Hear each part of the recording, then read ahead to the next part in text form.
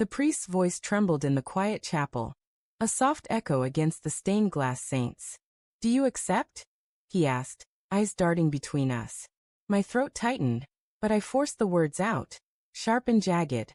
"First, I must show the guests something." Clara froze beside me, her white veil quivering like a caught breath.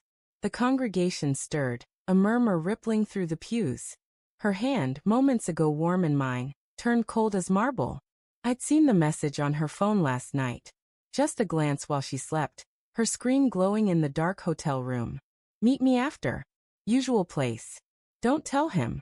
My heart had stopped, then thundered, each beat a hammer against my ribs.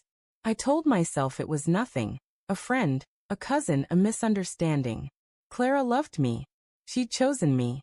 But the words clawed at my mind, relentless, as I stood at the altar, her perfume, jasmine and lies, filling my lungs. The chapel smelled of wax and roses, the air thick with expectation. Clara's eyes, wide and hazel, locked on mine, pleading. "James, what are you doing?" she whispered, her voice barely audible over the organ's fading hum. I didn't answer. My fingers shook as I reached into my suit pocket, pulling out the small, folded paper I'd scribbled on an hour ago. The guests leaned forward, their faces a blur of curiosity and unease. My best man, Tom, shifted behind me, his cough cutting the silence. "James," Clara said again, louder, her tone fraying. "Please." Her veil caught the light, casting delicate shadows across her face, but I couldn't look at her. "Not yet." I unfolded the paper, my hands steadying as I began to read. "Clara," I said, my voice carrying to the back of the chapel. "You've been my anchor, my light. I wrote these vows to promise you forever." The words tasted like ash. I'd spent weeks crafting them, pouring my soul into each syllable. But now, they were a mask for the truth I needed to uncover. "But before I say them, I need to really know who you are." The crowd hushed. Clara's mother, in the front row, clutched her purse, her knuckles white. I turned to Clara, her face pale beneath the veil, her lips parting as if to speak. "James, don't," she said, her voice cracking. "Not here." "Why not?" I asked, my tone softer than I felt. My chest burned, a mix of anger and desperation. If we're to be one, there should be no secrets. Right. The question hung like a blade. She didn't answer, her gaze dropping to the floor, where rose petals lay scattered like bloodstains. I thought back to the signs I'd ignored, the late-night texts she'd dismiss as work, the way she'd linger at the mirror, adjusting her smile as if it were a costume, the weekend trips to visit her sick aunt, who always seemed fine when I called. I'd told myself it was trust, not blindness, that kept me from questioning her. But last night's message had shattered that illusion, each word a splinter in my heart. "Clara," I said, stepping closer, the paper crumpling in my fist. "Who's waiting for you after this?" The question was a gamble, raw and reckless. Her eyes widened, a flash of fear crossing them before she masked it with a shaky laugh.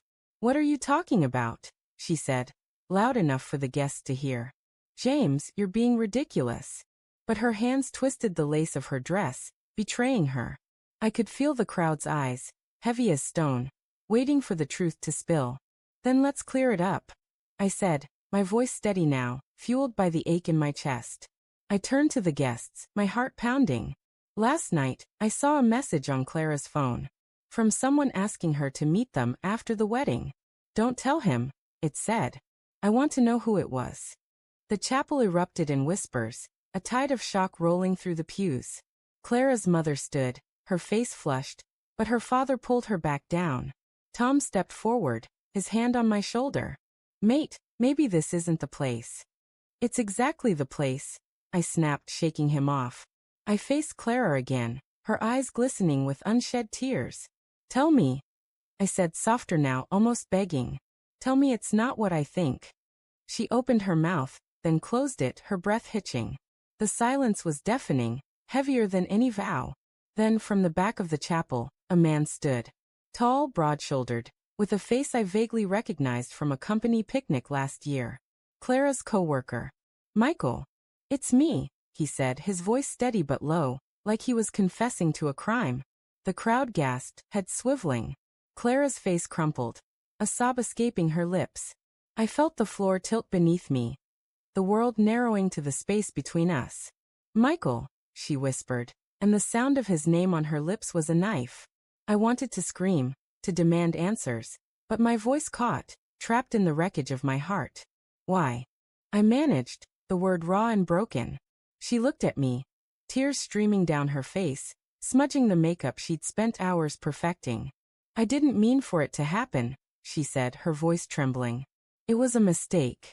A moment of weakness. I love you, James. I swear I do. Then why didn't you stop? I asked, my voice rising. Why meet him today of all days?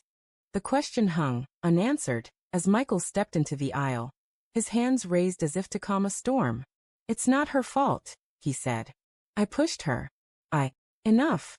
I cut him off, my hands clenched into fists. The chapel felt too small, the air too thick. I turned back to Clara, searching her face for the woman I thought I knew. Was it ever real? I asked, my voice barely a whisper.